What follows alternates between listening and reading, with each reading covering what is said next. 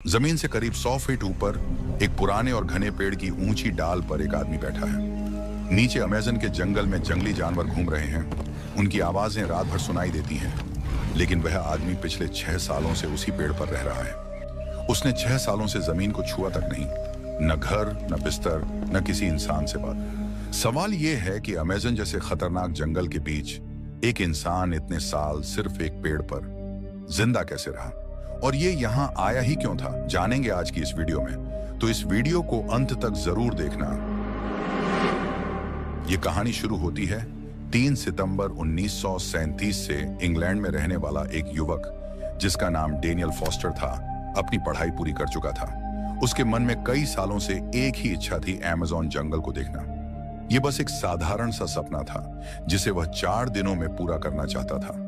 Daniel को जंगलों के बारे में पढ़ना पसंद था, खासकर ऐसे इलाके जहां इंसान कम और प्रकृति ज्यादा होती है। उसी दौरान अमेज़न का नाम उसके दिमाग में बैठ गया। वह अक्सर दोस्तों से कहता था कि वह वहां जाएगा, कुछ दिन रहेगा और वापस आ जाएगा। उसके लिए यह एक छोटा सा सफर था। ग्रेजुएशन के बाद उसके पास समय था। उसने सोचा कि अगर अभी नहीं गया तो शायद फिर कभी नहीं जा पाएगा। उसने इस बारे में अपने 2 दोस्तों से बात की, मार्क और ईथन। तीनों एक दूसरे पर भरोसा करते थे। उन्होंने तय किया कि वे अकेले नहीं जाएंगे और ज्यादा अंदर भी नहीं जाएंगे। बस 4 दिन, सीमित सामान और बिना किसी जोखिम के। उनकी योजना बहुत साधारण थी। किसी ने यह नहीं सोचा था कि यह सफर तय समय से ज्यादा लंबा हो सकता है। डैनियल ने अपने परिवार को बस इतना बताया कि वह दोस्तों के साथ एक छोटा ट्रिप करने जा रहा है। उसने खुद भी यही मान लिया था कि यह एक सामान्य यात्रा है। उसे यह अंदाजा नहीं था कि यही फैसला उसकी जिंदगी को उस दिशा में ले जाने वाला है जहां वापसी का रास्ता साफ नहीं होता। डेनियल को अमेज़न जाने का फैसला आसान लग रहा था, लेकिन असल में यह सफर बहुत लंबा था। इंग्लैंड से अमेज़न जंगल की दूरी लगभग 8000 किलोमीटर से ज्यादा है। जब डैनियल ने पहली बार मैप पर यह दूरी देखी तो उसे समझ आया कि वह अपने घर से जितना दूर जा रहा है उतना वह पहले कभी नहीं गया था। इंग्लैंड से निकलकर उसे पहले यूरोप छोड़ना था, फिर अटलांटिक ओशन पार करना था और उसके बाद साउथ अमेरिका के अंदर गहराई तक जाना था। योजना के मुताबिक वे इंग्लैंड से फ्लाइट लेकर पहले साउथ अमेरिका पहुंचना चाहते थे। वहां से शहर दर शहर बदलते हुए आखिर में उस जगह तक पहुंचना था जहां से जंगल शुरू होता है। मार्क को इस दूरी को लेकर सबसे ज्यादा चिंता थी। वह बार बार कहता था कि इतना दूर जाने के बाद वापस लौटना आसान नहीं होगा, लेकिन ईथन इसे एक लंबी यात्रा से ज्यादा कुछ नहीं मानता था। उसके लिए यह बस समय और पैसे का सवाल था। डैनियल दोनों की बातें सुनता था। 8000 किलोमीटर उसे कागज पर बड़ा लगता था, जिंदगी में नहीं। उसे लगता था कि जब दुनिया के इतने लोग वहां जा चुके हैं तो वह भी चला जाएगा। उस वक्त लंबा सफर आज जैसा आसान नहीं था। न सीधी फ्लाइट्स थीं, न हल्के बैग, न जीपीएस या मोबाइल। डैनियल, मार्क और ईथन को यह बात पता थी, इसलिए उन्होंने जाने से पहले कई हफ्ते सिर्फ तैयारी में लगाए। तीनों ने तय किया कि वे ज्यादा सामान नहीं ले जाएंगे। उस जमाने में भारी बैग सफर को और मुश्किल बना देता था। डैनियल ने अपने कैनवास के बैग में सबसे पहले कपड़े रखे, शर्तें, एक जैकेट, मजबूत पैंट और बारिश से बचने के लिए एक लंबा कोट। अमेज़न के मौसम के बारे में उसे बस इतना पता था कि वहां नमी बहुत ज्यादा होती है। खाने के लिए उन्होंने सूखा सामान रखा, ब्रेड के सूखे टुकड़े, कुछ बिस्किट और थोड़ी चीनी। उस दौर में यह आम ट्रैवल फूड माना जाता था। पानी के लिए बोतलें थीं जिन्हें बार बार भरा जा सकता था। डैनियल ने अपने बैग में एक छोटी डायरी भी रखी थी। उसका इरादा था कि वह इस सफर के बारे में लिखेगा। इसके अलावा एक साधारण नक्शा, एक पॉकेट नाइफ, माचिस और एक छोटी टॉर्च जो बैटरी से नहीं बल्कि हाथ से चार्ज होती थी। उनके पास कोई सैटेलाइट फोन नहीं था, कोई इमरजेंसी बटन नहीं, सिर्फ वही चीजें थीं जो उस दौर के आम यात्रियों के पास होती थीं। सफर की शुरुआत इंग्लैंड से हुई। पहले उन्हें जहाज से अटलांटिक ओशन पार करना था। यह हिस्सा ही करीब 2 हफ्तों का था। साउथ अमेरिका पहुंचने के बाद सफर आसान नहीं हुआ। वहां से उन्हें ट्रेन, फिर बस और आखिर में छोटी नावों का सहारा लेना पड़ा।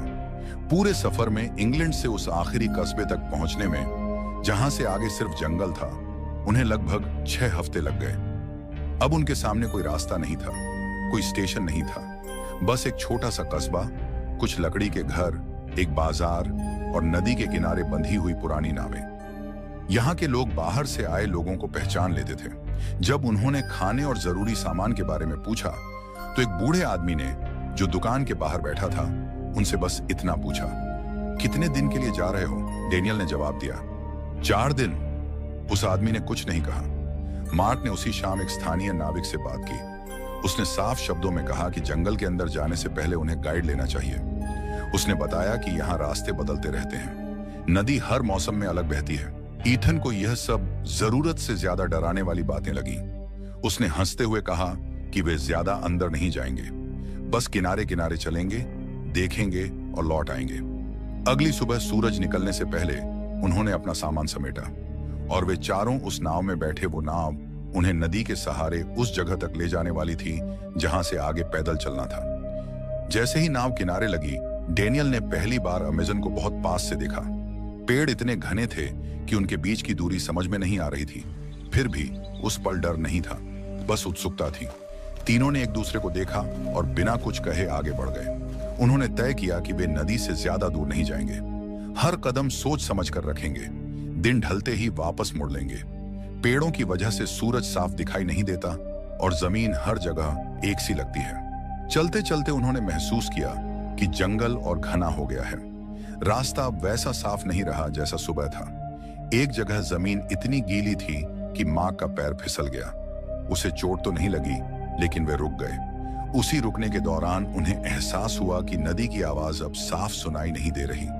उन्होंने सोचा कि शायद कुछ कदम पीछे जाकर दिशा ठीक कर लेंगे, लेकिन 10 मिनट पीछे चलने के बाद भी कुछ जाना पहचाना नहीं मिला। पेड़ वहीं थे, झाड़ियां वहीं थीं और हर दिशा एक सी लग रही थी। ईथन ने कहा कि वे शायद थोड़ा ज्यादा अंदर आ गए हैं, लेकिन अभी घबराने की जरूरत नहीं है।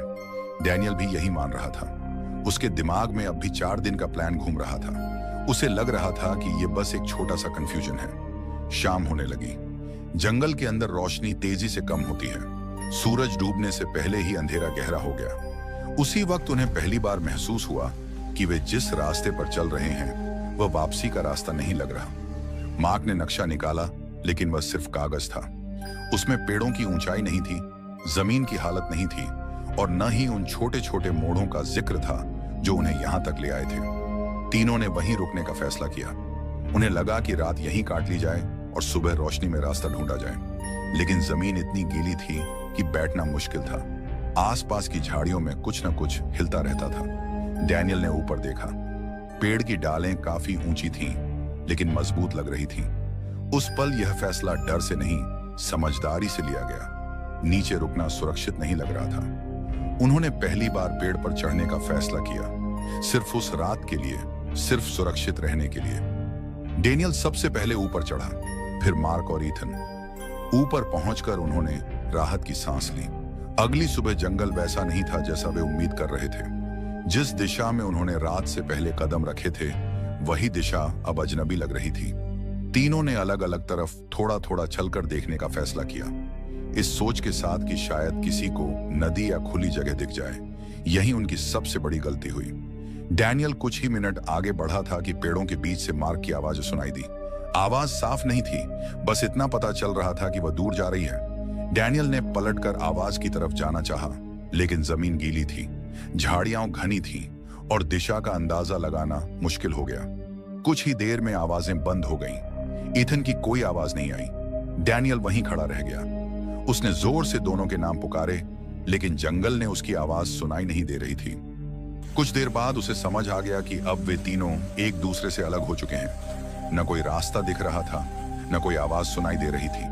उसने चलने की कोशिश की, लेकिन हर कदम उसे और उलझा रहा था। डर अब साफ महसूस होने लगा था। डैनियल ने वही किया जो उस वक्त उसे सबसे सुरक्षित लगा। वह फिर से उसी पेड़ की तरफ लौटा जहां उन्होंने रात बिताई थी। पहले दिन उसने बस ऊपर बैठकर इंतजार किया। उसे लगा कि मार्क या ईथन कहीं से दिख जाएंगे, आवाज देंगे या नीचे से गुजरेंगे, लेकिन दिन ढल गया, कोई नहीं आया। दूसरे दिन डैनियल ने समझ लिया कि यह इंतजार लंबा हो सकता है। उसने ऊपर बैठने की जगह को थोड़ा ठीक करना शुरू किया। कुछ सूखी डालियां इकट्ठी की, पत्तों को जमा किया ताकि बैठने की जगह मजबूत हो सके। यह कोई घर बनाने की कोशिश नहीं थी, बस खुद को टिकाए रखने की एक छोटी कोशिश थी। दिन बीतते गए। डैनियल अब ज्यादा नीचे नहीं उतरता था, नीचे जाने का मतलब था फिर से भटक जाना। ऊपर से वह चारों तरफ देख सकता था, नीचे से ऊपर उसे कोई नहीं देख सकता था। धीरे धीरे उसने उसी पेड़ को अपना ठिकाना बना लिया। एक डाल पर बैठने की जगह, दूसरी पर सामान टांगने की जगह, बारिश से बचने के लिए पत्तों की एक परत। उसने खुद से कहा कि यह बस कुछ दिनों की बात है। मार्क और ईथन उसे ढूंढते हुए आएंगे या कोई स्थानीय आदमी यहां से गुजरेगा। लेकिन दिन हफ्तों में बदल गए। डैनियल ने गिनती छोड़ दी। उसे तब तक यह एहसास नहीं हुआ था कि जो वह बना रहा है वह अस्थायी ठिकाना नहीं, धीरे धीरे उसका घर बनता जा रहा है। और यही वह पल था जब डैनियल की जिंदगी जमीन से ऊपर बन गई। उसके पास जो सूखा खाना था वह बहुत जल्दी खत्म हो गया। ब्रेड सख्त हो चुकी थी, पानी उसकी पहली बड़ी चिंता थी। शुरुआत में उसने बारिश का सहारा लिया। पेड़ की पत्तियों पर जमा पानी वह अपनी धातु की बोतल में इकट्ठा करता। कई बार वह बस पत्तियों से टपकता पानी सीधे मुंह से पी लेता। जब बारिश नहीं होती तब सुबह की ओस ही उसका सहारा बनती। पेड़ पर रहते हुए उसे यह भी समझ आ गया कि आवाज करना खतरे को बुलाने जैसा है। उसने चिल्लाना बंद कर दिया। पहले पहले वह लोगों की उम्मीद में आवाज देता था, लेकिन जब हफ्तों तक कोई जवाब नहीं आया तो उसने मान लिया कि यहां से कोई नहीं गुजरता। कई महीने बीत चुके थे, लेकिन कोई उसे ढूंढने नहीं आया। इसकी वजह भी उसे धीरे धीरे समझ आने लगी। मार्क और ईथन के साथ वह जिस जगह पहुंचा था वह कोई तय रास्ता नहीं था। कोई गांव नहीं, कोई ट्रेल नहीं। वह इलाका न तो नक्शों में साफ था, वह जगह ऐसी थी जहां लोग अक्सर आते जाते नहीं थे। अगर कोई लापता भी होता तो खोज उसी जगह तक होती जहां लोग जाते हैं। यहां तक कोई आता ही नहीं था। ऊपर से डैनियल खुद भी नीचे दिखाई नहीं देता था। पेड़ की ऊंचाई और घनापन उसे छुपा लेता था। नीचे से देखने पर वह पेड़ का हिस्सा ही लगता था। दिन महीने बनते गए, महीने सालों में बदलने लगे। उसे याद भी नहीं था कि आखिरी बार उसने खुद को जमीन पर खड़े होकर कब देखा था। उसके बाल अब कंधों से नीचे तक आ चुके थे। दाढ़ी इतनी बढ़ गई थी कि चेहरा ढक सा गया था। उसका शरीर पहले जैसा नहीं रहा। वजन बहुत कम हो चुका था। हाथ पैर पतले पड़ गए थे और हर हरकत में थकान साफ महसूस होती थी। डैनियल अब भागने या बचने की नहीं सोचता था। उसने उसी पेड़ को अपनी दुनिया मान लिया था।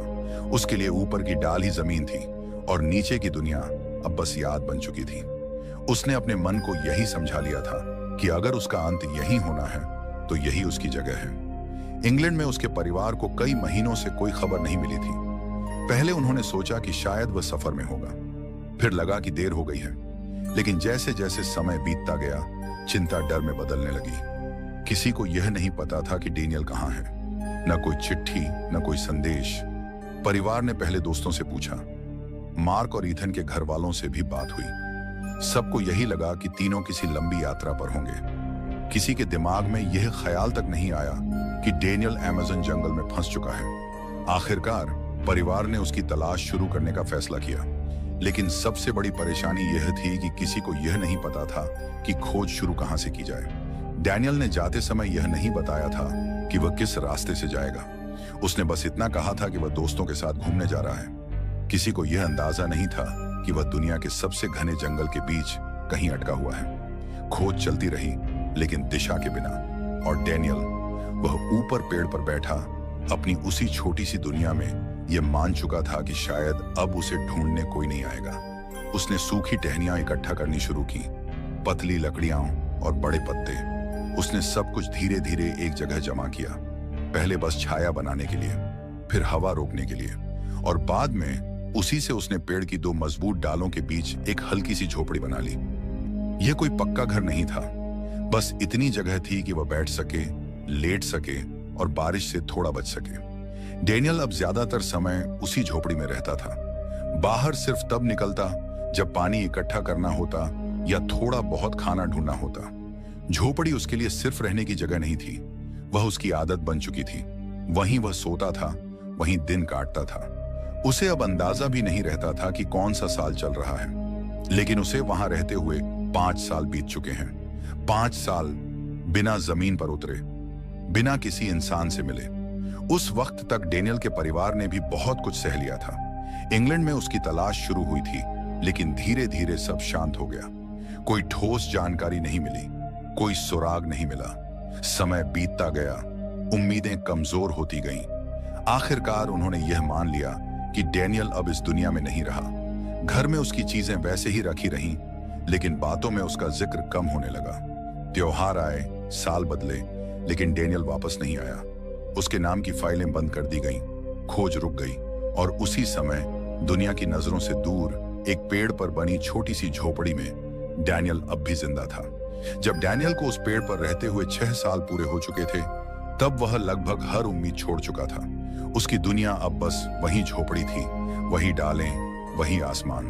उसे अब फर्क नहीं पड़ता था कि नीचे क्या है। जमीन उसके लिए बीते हुए जीवन जैसी हो चुकी थी। एक दिन दोपहर के समय उसने ऊपर से एक अजीब सी आवाज सुनी। यह हवा की आवाज नहीं थी, यह आवाज अलग थी। डैनियल ने सिर उठाकर देखा। पेड़ों के ऊपर आसमान में एक हेलीकॉप्टर जंगल के ऊपर से उड़ रहा था।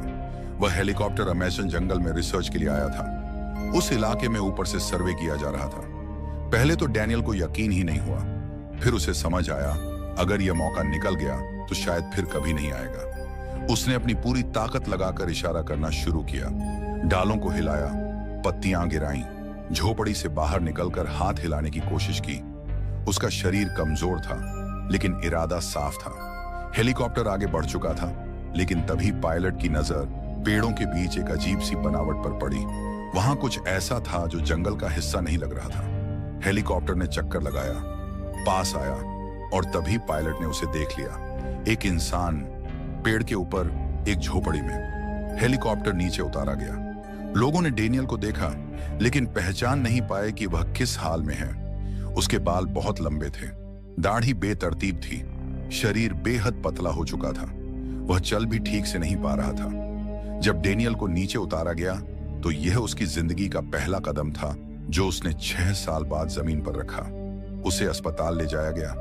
धीरे धीरे उसकी पहचान हुई, कागज मिले, नाम सामने आया, और फिर उसके परिवार को खबर दी गई। जब डैनियल को उसके घर ले जाया गया तो उसके माता पिता दरवाजे पर खड़े थे, लेकिन जब उन्होंने उसे देखा तो कुछ पल के लिए वे उसे पहचान ही नहीं पाए। ये वही बेटा था, लेकिन चेहरा बदला हुआ था। आंखों में उम्र से ज्यादा थकान थी। धीरे धीरे जब सच सामने आया तब समझ आया कि जिस बेटे को वे 6 साल पहले खो चुका मान चुके थे, वह जिंदा था, बस दुनिया से बहुत दूर। अगर यह कहानी आपको सोचने पर मजबूर करती है तो इसे शेयर कीजिए, और ऐसी ही सर्वाइवल कहानियों के लिए अननोन सर्वाइवल से जुड़े रहिए।